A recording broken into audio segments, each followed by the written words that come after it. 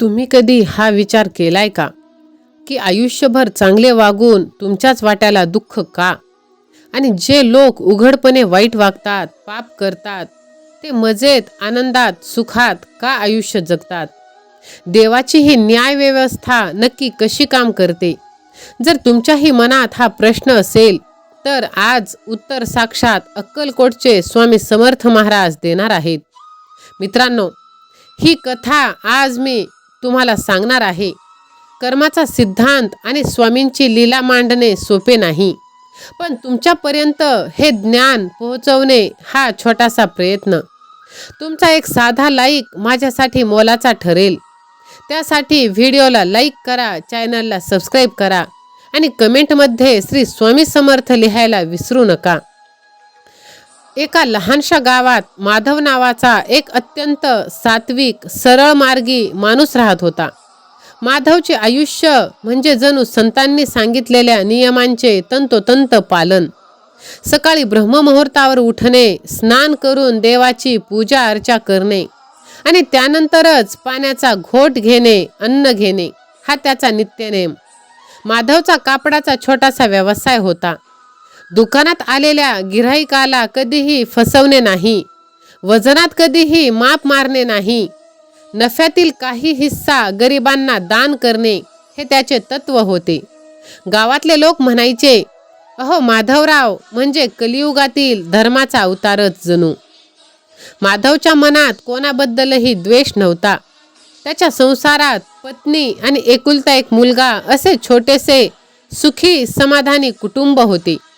माधवच्या भक्तीला आणि चांगुलपणाला पाहून असे वाटायचे की या माणसाच्या आयुष्यात दुःखाची सावली सुद्धा कधी पडणार नाही. पण नियतीचे फासे कधी आणि कसे पलटतील हे साक्षात ब्रह्मदेवालाही सांगता येत नाही. तिथे माधव सारख्या आपल्या सामान्य माणसाची काय कथा? अचानक माधवच्या आयुष्यात एक भयानक मोठे संकट आले, वादळ आले. एका रात्री माधवच्या कापडाच्या गोदामाला आग लागली. पाहता पाहता त्याने आयुष्यभर कष्ट करून उभा केलेला व्यवसाय डोळ्यांसमोर जळून खाक झाला. माधव हताश झाला, पण त्याने धीर सोडला नाही. देवाची मर्जी असेल असे म्हणून त्याने पुन्हा शून्यातून सुरुवात करण्याचा प्रयत्न केला. पण एकदा संकटे आली की ती कधीच एकटे येत नाहीत. ती आपल्यासोबत आणखीन काही संकटे घेऊन येत असतात. माधवचा एकुलता एक मुलगा भयंकर आजारी पडला. डॉक्टरांनी सांगितले की मुलाला एक दुर्मिळ आजार झाला आहे आणि त्याच्या उपचारासाठी पाण्यासारखा पैसा खर्च करावा लागेल. माधव पूर्णपणे कोलमडून गेला. एका बाजूला उत्पन्नाचे साधन नष्ट झालेले आणि दुसऱ्या बाजूला मुलाच्या जीवाची टांगती तलवार. माधवने आपली शिल्लक पुंजी खर्च केली, पत्नीचे दागिने विकले, नातेवाईकांकडे हात पसरले, पण मुलाच्या तब्येतीत काहीही फरक पडत नव्हता. तब्येत दिवसेंदिवस खालावत चालली होती. ज्या देवाची माधवने आयुष्यभर मनापासून सेवा केली त्या देवाच्या दारात आता तो रोज डोकं टेकत होता. त्याने कित्येक ज्योतिषांना हाताच्या रेषा दाखवल्या. कोणी सांगितले की शनीची 7.5, कोणी सांगितले कुलदेवतेचा कोप, पण माधवने हार मानली नाही. खूप नवस बोलले, होम हवन केले, अनवाणी पायाने मंदिराच्या प्रदक्षिणा घातल्या, पण कशाचाच काहीही फरक पडत नव्हता, उपयोग नाही झाला. उलट परिस्थिती अजूनच बिकट झाली. कर्ज देणारे लोक आता घरी येऊन तगादा लावू लागले. समाजात मान ताठ करून जगणारा माधव आता लोकांच्या नजरात टाळून चालू लागला. सर्वात जास्त वेदना कशामुळे होत असतील तर त्या लोकांच्या बोलण्यामुळे. जे लोक पूर्वी माधवला धर्माचा अवतार म्हणायचे तेच आता बोलू लागले की बघा काय उपयोग झाला त्या देवपूजेचा. आम्ही कधी देवदेव करत नाही तरी आम्ही सुखात आहोत. आणि हा माधव रोज मंदिरात जाऊन पूजा करायचा, घंटी वाजवायचा. आता बघा काय हाल झाले आहेत. हे शब्द माधवच्या काळजाला बाणासारखे टोचत होते. त्याच्या मनात संशयाचे काहूर माजले होते. खरंच देव आहे का? आणि जर आहे तर तो इतका अन्याय का बरं मला देत आहे? रात्र सरत होती, पण माधवच्या नशिबाचे भोग संपत नव्हते. शेवटी जेव्हा सर्व दरवाजे बंद झाले तेव्हा त्याला एका मित्राने अक्कलकोटचे स्वामी समर्थ महाराजांबद्दल सांगितले. माधव, तू खूप ठिकाणी फिरलास, तर आता एकदा अक्कलकोटला जा. तिथे साक्षात दत्तात्रेय स्वामींच्या रूपात वास्तव करत आहेत. त्यांच्या चरणी गेल्यावर अशक्यही शक्य होते. बुडत्याला काडीचा आधार वाटावा तसा माधव अक्कलकोटला जाण्यासाठी निघाला. पण प्रवासात त्याच्या मनात भीतीपेक्षा राग आणि प्रश्नच जास्त होते. तो एका अशा भक्तासारखा चालला होता ज्याच्या देवावरचा विश्वास उडाला आहे आणि जो आता देवाला जाब विचारायला चालला आहे. अक्कलकोटला पोहोचल्यावर तिथे अफाट गर्दी होती. भक्तांची रांगच रांग होती. श्री स्वामी समर्थ या जयघोषाने असमंत दुमदुमून गेला होता. पण माधव तिथे पोहोचला आणि त्याचा बांध फुटला. तो स्वामींच्या चरणी पडला नाही, तर तिथेच उभा राहून रडू लागला. त्याचे अश्रू हे काही थांबत नव्हते. आजूबाजूचे सेवेकरी त्याला बाजूला करायला पुढे आले, पण स्वामी महाराजांनी हाताच्या इशाऱ्याने त्यांना थांबवले. माधव रडत रडत पण चिडून त्याने स्वामींना विचारले, महाराज, लोक तुम्हाला देवाचा अवतार म्हणतात. तुम्ही अंतर्यामी आहात. मग माझी तुम्हाला अवस्था दिसली नाही का? मी कधीच कोणाचे वाईट केले नाही, कधी कोणाला फसवले नाही. साध्या मुंगीलाही मी कधी त्रास दिला नाही. तरीही माझ्याच नशिबात हे भोग का? आज माझा संसार उघड्यावर पडलाय. माझा एकुलता एक मुलगा मरणाच्या दारात आहे आणि जे लोक पाप करतात ते मजेत आहेत. तुमचा हा कोणता न्याय आहे की तुम्ही पण दगडासारखे मूर्ती आहात की फक्त तुम्ही बघत राहणार आहात? जर देव चांगल्या माणसाची परीक्षा घेत असेल तर मला अशी परीक्षा नको.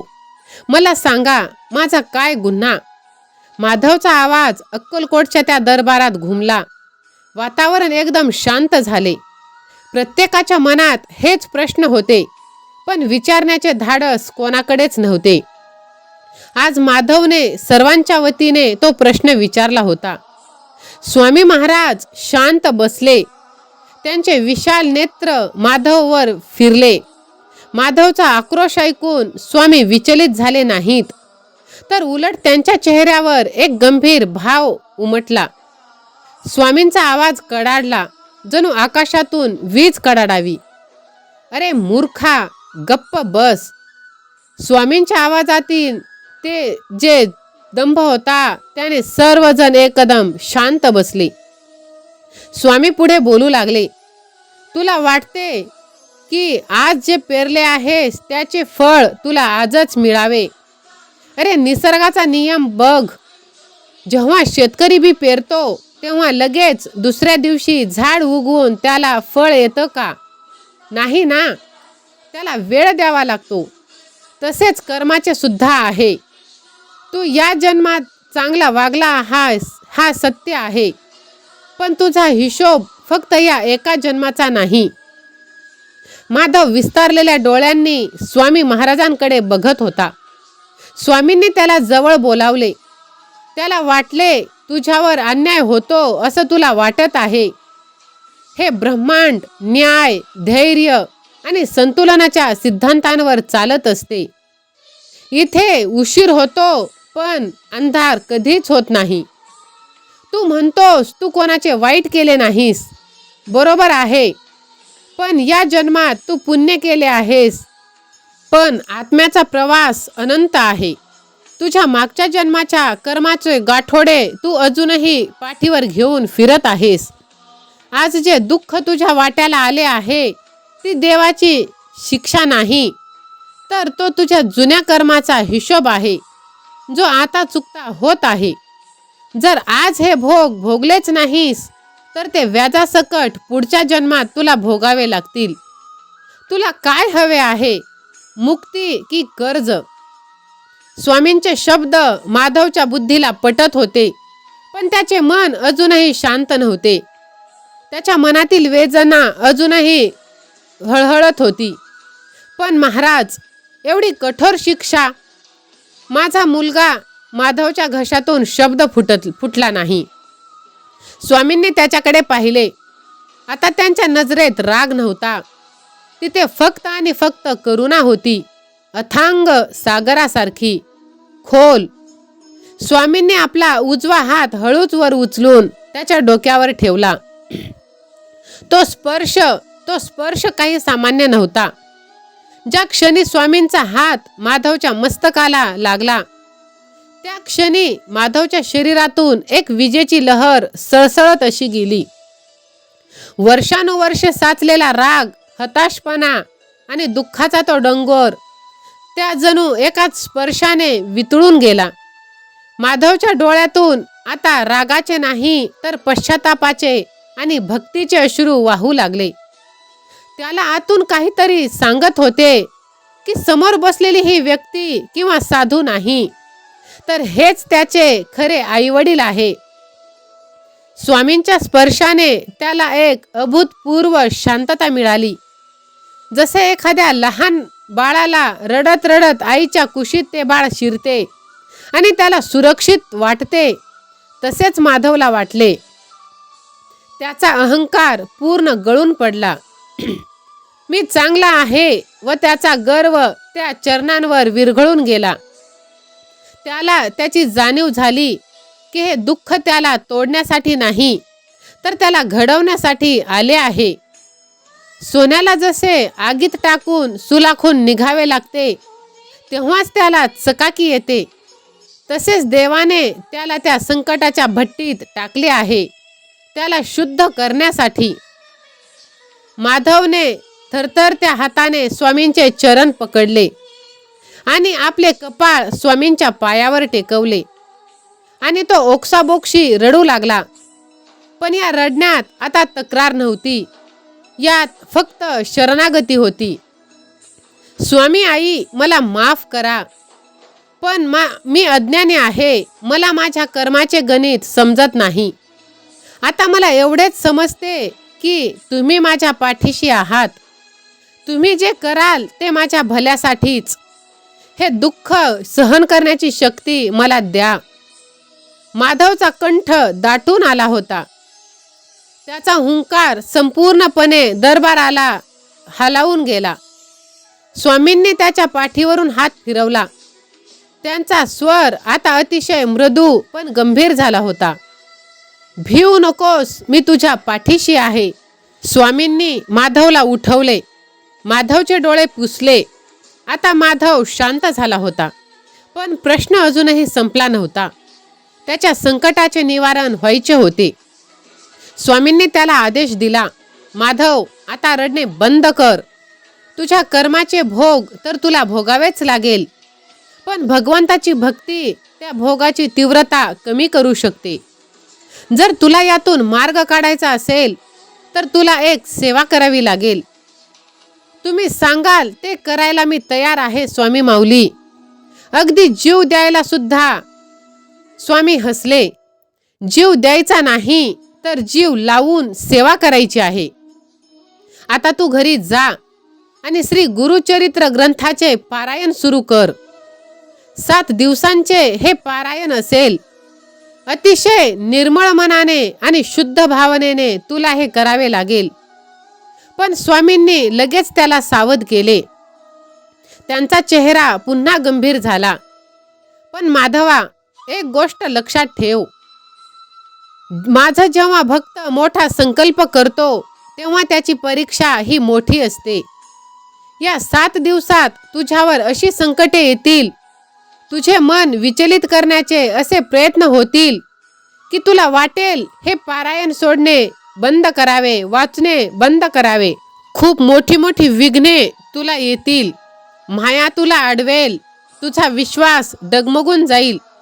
जर तो त्या परीक्षेला पुरून उरलास तरच तुला याचे फळ मिळेल, अन्यथा हातात काहीच पडणार नाही. माधवने विचारले, महाराज, फक्त एका पुस्तकाच्या वाचनाने माझे नशीब बदलेल का?